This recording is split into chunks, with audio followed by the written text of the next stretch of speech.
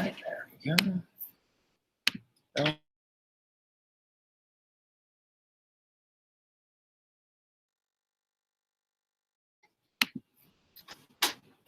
All right, so describe the significance of the Battle of Pearl Harbor. So include the date, right? Include some important information, some facts about the devastation there, and would explain how this was the event that pushed America to get involved. All right.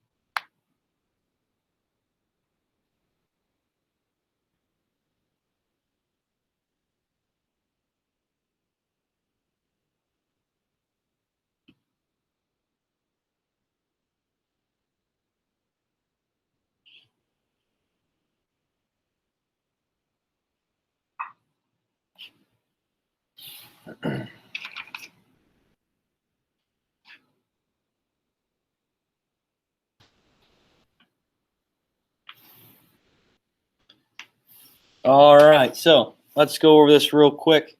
Describe the significance of the Battle of Pearl Harbor. What do we have here? What do we got? What do we got? Chris, go ahead, sir.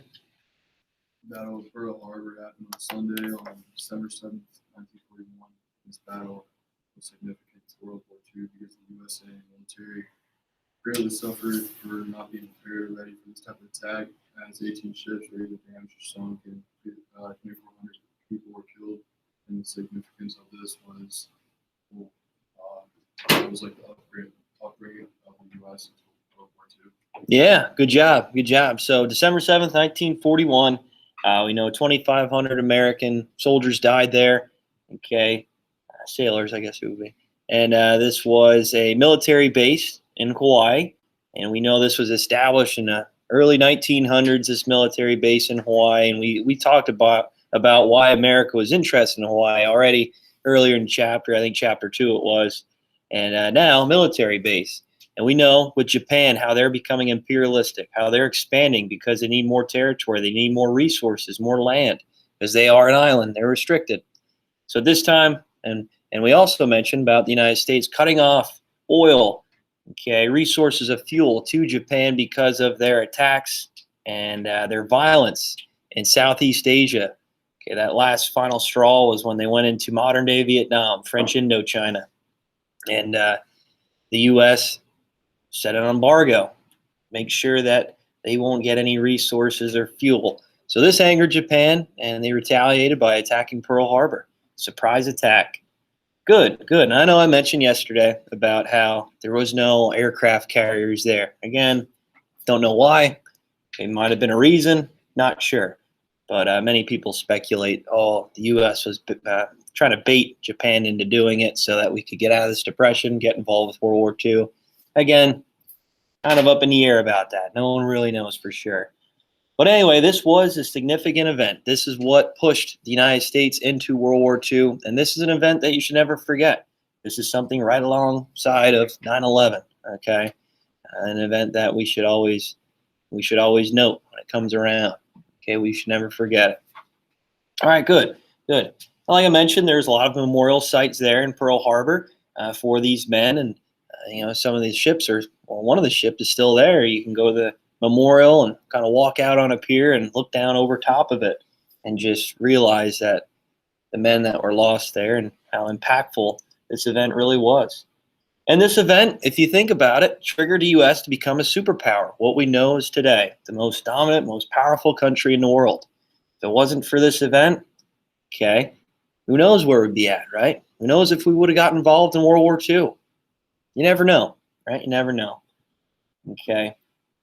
All right. So that being said, make sure you remember Pearl Harbor, that date, its significance, okay, and how the U.S. is getting involved now. That was the final straw. And then I talked yesterday as well about how Germany, right? Why did Germany declare war on the United States then? So we know December 7th happens the next day. FDR and Congress, right, declare war on Japan. December 8th, 1941, the U.S. gets involved. They're like, yep, we're getting involved with World War II. The date that will live in infamy, Pearl Harbor, December 7th. FDR said that. And Congress declares war on Japan. And soon, shortly after that, Germany declares war on America. Why would Germany declare war on America? Why would they do that? Why would they do that? Go ahead, Chris. Yeah, right. They were Axis powers, right? By 1941, 1942, right? The Axis powers consisted of Japan, Italy, and Germany. But why would Germany declare war on America? Why would they do that? Why would this be hard for America? What do you think? Haley Klinger, what do you think? Yeah, right. Okay, so if America's going to have to, they're going to have to fight Germany over in Europe, so that means forces going over here, and at the same time, forces going out in the Pacific against Japan. So what does that create for America, the United States? Two-front war. Good, good. And the style of fighting is totally different, right? Okay. When they're fighting in Europe, mostly this is land. Okay, this is on the land. This is tanks. This is, I guess, some Air Force as well. Infantry fighting, you name it. Out in the Pacific, is that the case? No.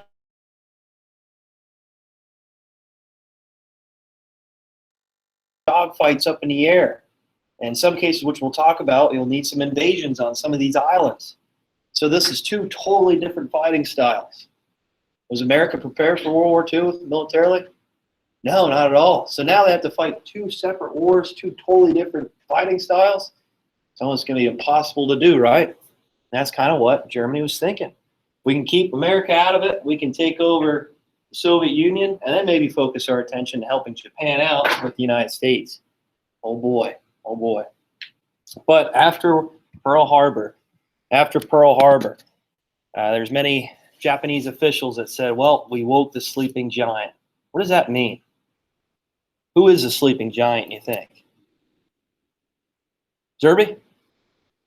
The U.S., yeah. Why do they say we woke the sleeping giant? You don't know? Why do I say that? Lentz, what do you think, buddy? Because America's a superpower, but we weren't really involved in the war yet. But now we are. It's gonna be better for them. All right. So at this time, though, America's military really wasn't too strong, though. So why'd they say they woke the sleeping giant? Industrial power. Yeah, right. Okay. At this time, still, even through the Depression, even though our factories and industries are shut down, the way we have resources compared to every other country in the world, the way we have factories and industries and industrial power that we could be if this war kicks off, it's really unmatched. Okay.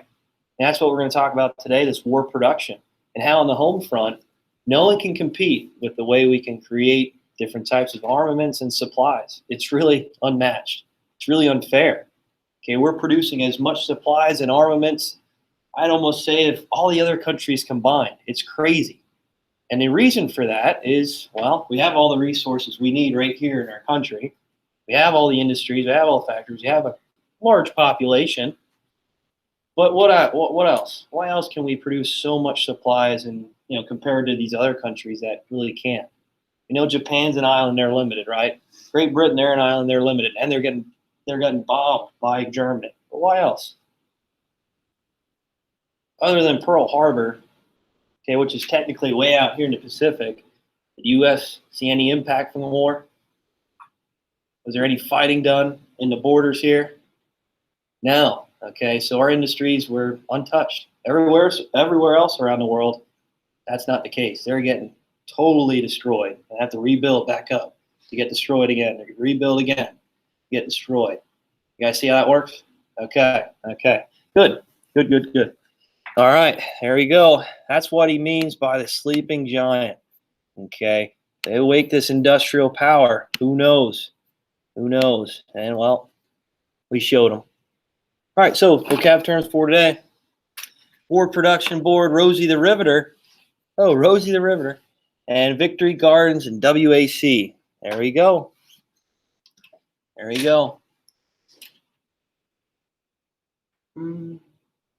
Yeah.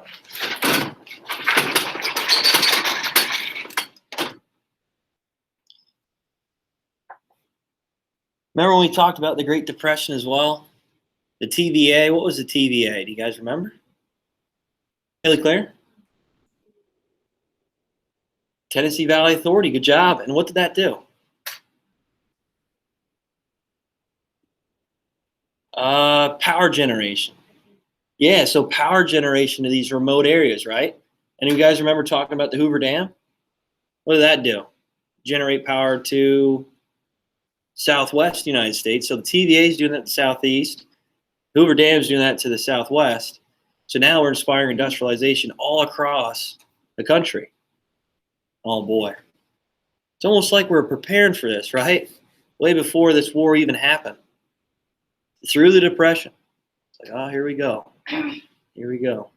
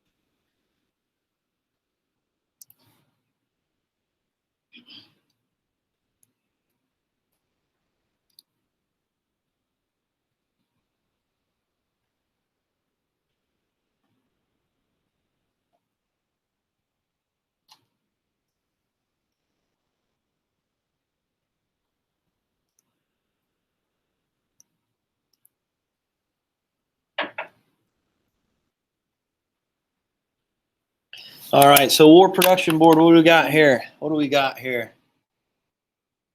Haley Ryder, what do you have? It was an agency of the United States government that supervised war production during World War II. President Franklin D. Roosevelt established it in January 1942 with Executive Order 9024. The WPB replaced the supply priorities and allocation board and the Office of Production Management. Awesome, good job, good job. So this was a way for the United States to transition from peacetime supplies and production, right? So at one time, through the Roaring 20s, and obviously the Great Depression impacted pretty much everybody, and none of these industries were open. But peacetime, like refrigerators, radios, wash machines, you name it, now producing war supplies and armaments. So airplanes, okay, tanks, armored vehicles, right? And one of the biggest ones was Ford, right? Ford Motors. Okay, they transitioned from cars, your Model T, right, towards making bomber planes. So B-52 bombers, Mustangs, right? Mustangs, not the Mustang you're thinking about, the hot rod car, right? No, this is an airplane. And that's actually where they get the name Mustang, was because they made these airplanes. Okay, it actually wasn't created because of a horse, the Mustang. It was actually created because of the B-52 Mustang. How cool is that? What's that? Paul Blart. Paul Blart. He does say that in there, doesn't he? Yeah, he does. That's right. That's right. Yeah. But you guys ever see the movie Ford versus Ferrari? No, it's a really good movie. They explain that a little bit in that, and how I guess it would be Henry Ford's son at that time. He's like, you know what? We have to transition. We're going to win this war. He goes, we're going to do this here in Detroit. We're going to do this here in the production of Ford Motors. And that's exactly what happens. That's what really wins us the war. Okay, we can produce so many supplies and armaments. It's unbelievable compared to everybody else. And thanks to our industries, especially Ford Motors, okay, all these other motor companies as well. All right, Rosie the Riveter. What do you have for Rosie the Riveter? Not Rosie up there making pizzas, but Rosie the River. What do we have here? What's the smells? What do you have? She's a cultural icon of World War II representing. Yeah, good job. So I'm sure you guys all saw that propaganda piece, right? She's up there, pretty much just flexing and showing how women supported the war and tried to do as much as they could in the industries, in the factories, to produce as much goods and supplies as possible. Maybe talk to grandparent. If you have a great grandparent, talk to them as well. It could be just as simple as sewing uniforms together, parachutes, whatever it might be. I remember talking to my grandmother. She was a teenager right around World War II, and she was sewing parachutes up in Valley View. It was interesting. Like, we'd drive by a house. She goes, oh, that one time that house was a sweatshop, right? A place where they made, I guess you'd say, articles, materials of clothing. And she goes, I sewed parachutes all throughout World War II, right in that building. I was like, oh, wow, that's pretty cool. You guys know where Klinger Stair, I guess it'd be like an auto body shop there in Valley View? No? It's right, the house right up from it. And it's interesting. I was like, oh, that's pretty cool to hear about.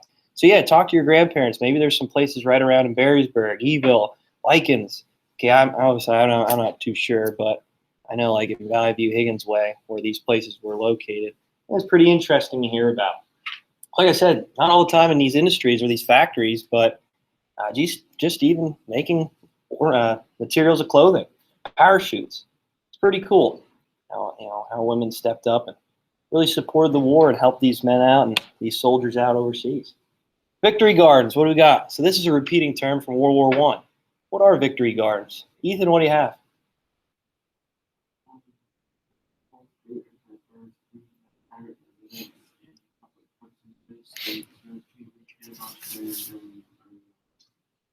All right, good job, good job. So citizens were promoted and ordered to try to create as much food as possible to support the war effort. And in this case, it's like, hey, if you grow your own food, make sure you eat everything on your plate. Don't waste any food, okay? And grow as much crops as possible at home so that we can really have a food supply, a large food supply for our troops overseas. Okay, and we know there's a lot of reforms through the Great Depression with agriculture, with farming. That's picking back up again. It's a good thing, right? So this war really is what pulls us out of this depression. All right, WAC last term here. What do you got, Chris? Women's Army Corps, U.S. Army unit created during World War II. Serving combat positions. Yeah, good job. So you don't see it too often, but there is occasions here, and obviously with the WAC, this was support of women getting involved in the war.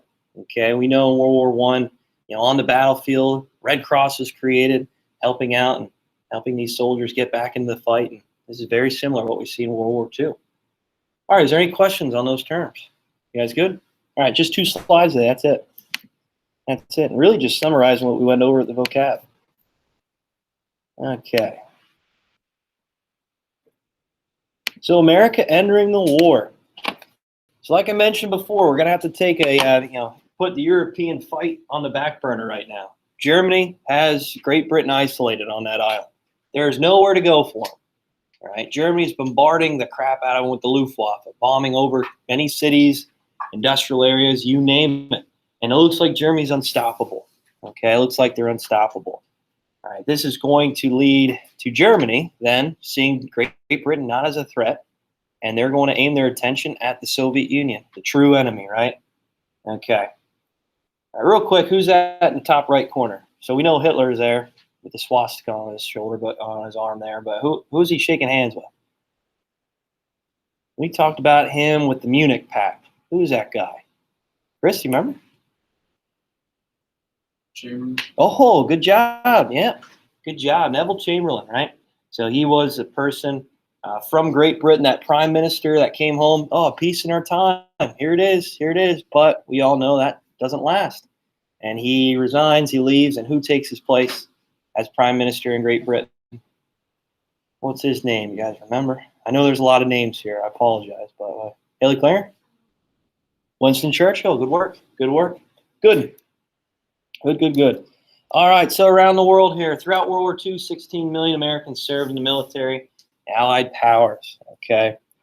So as Americans were getting jumped into this, the Selective Service Act, which we talked about, the first peacetime draft created. We know the Selective Service Act happened in World War I, but that was when America was already getting involved. In 1940, 1941, America created the Selective Service Act to try to prepare us for this war that was inevitable, about to happen, right?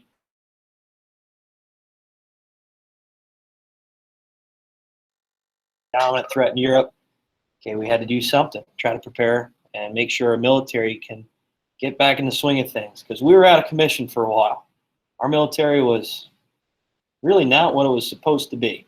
But at the end of World War II, we'll never see it leave that #1 position. Still to this day.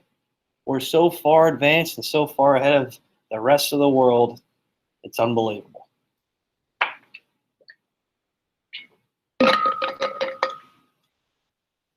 All right, so the number of Army, Navy, and Marines increased dramatically from 1941 to 1942. Like I mentioned, World War I, everybody was hyped up. Everybody was ready to roll to get involved in this war. All right, we know that many of these soldiers, these doughboys, right, they didn't know the effects of the war. They had no clue what they were going to get themselves into, because really America didn't experience war. That Spanish-American War, they call it that splendid little war, it was only 6 months. They didn't really see the full effects. PTSD, we didn't see the weaponry, we didn't see the advancements on the battlefield like we did in World War I.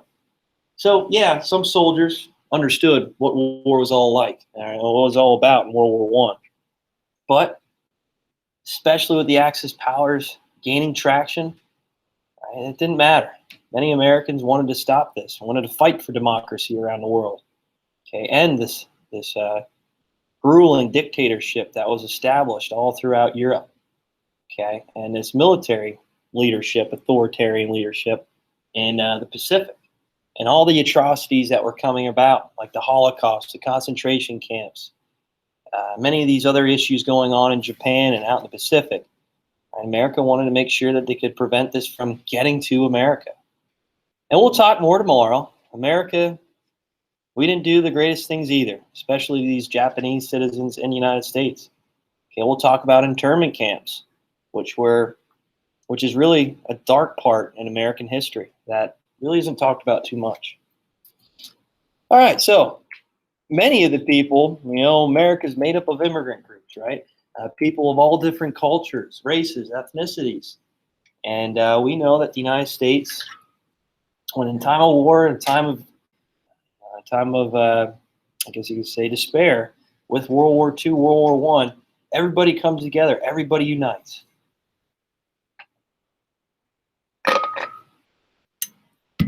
So there's a lot of different people all around the country coming together to try to preserve America's democracy, making sure the Axis powers don't get to the United States. Like I mentioned, the Women's Army Corps, WWII, this non-combat group, helps supporting every way they can, with getting involved in the industries, in the factories, selling parachutes, clothing together, uniforms, you name it, filling up ammunition, all of it, you name it. Yes, there are some tensions. Yes, there's issues around the country yet, which I'll mention a little bit more in conflicts I'll talk about. The Zoot Suit riots, some terrible things that happen in America, and a lot of it dealing about race and cultural differences. But during a time of war, for the most part, we see unity. Okay, we see many of these groups coming together, fighting for the American cause. And we'll talk about it, Tuskegee Airmen. That's an interesting story. I'll get to that soon. Okay, I'll get to that soon. All right, you guys good with that? Yep, okay. All right, last slide here, last slide. So industry, War Production Board, another term, starts to convert peacetime industries into war industry. We know America's going through the Depression through the 30s. But some of these New Deal agencies kind of prepped us for this war. Like I mentioned, that TVA, Tennessee Valley Authority, providing power generation, electricity to the Southeast United States. You know what that means? Industry, businesses are going to follow, producing goods and supplies as fast as they can, produce electricity, really. The Hoover Dam, okay, in the 30s, early 30s, creating power towards the Southwest United States.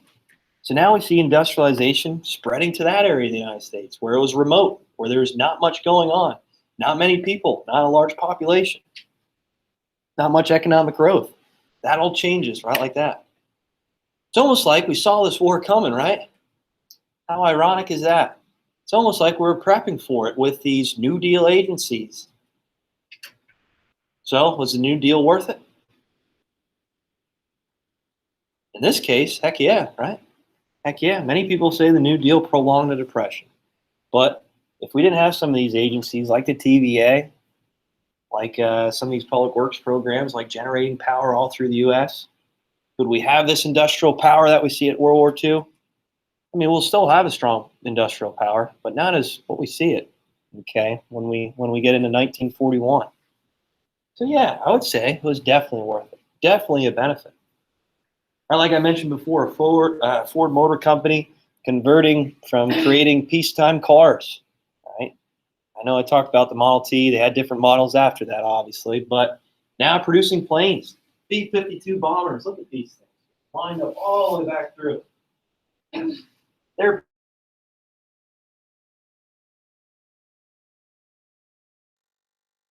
and that is unmatched, really unmatched, all around the world. You got to think Germany eventually will be getting bombarded by the Allied powers. Their factories, industries are going to get destroyed. Great Britain, do they think they have any industries? Yeah, they're producing some Spitfires, you name it, but for the most part, they're getting destroyed by Germany through the Blitz. And we'll talk about these V2 rockets soon. Crazy stuff. Eventually, Japan's going to take a pounding too, which we'll get back to soon. We'll talk about the Tokyo fire air raids, and that's going to be a crazy, crazy time. But like I mentioned, many of these companies, many of these industries converted from peacetime supplies, products, to wartime products, like fighter planes, like B-52 Mustangs. It's amazing what America could do. All right. Oh, here's the propaganda piece, Rosie the Riveter. I don't want to forget that. I'm sure you guys all seen that propaganda piece before. Many people dress up like Rosie the Riveter for Halloween, and it's a really inspirational propaganda piece. This really pushed for many American women to get involved and help out any way, shape, or form. All right. Is there any questions? You guys good? Cool. Hey, see you later. Have a good one. Take care. Daily Rider, member current event. Yep. Okay.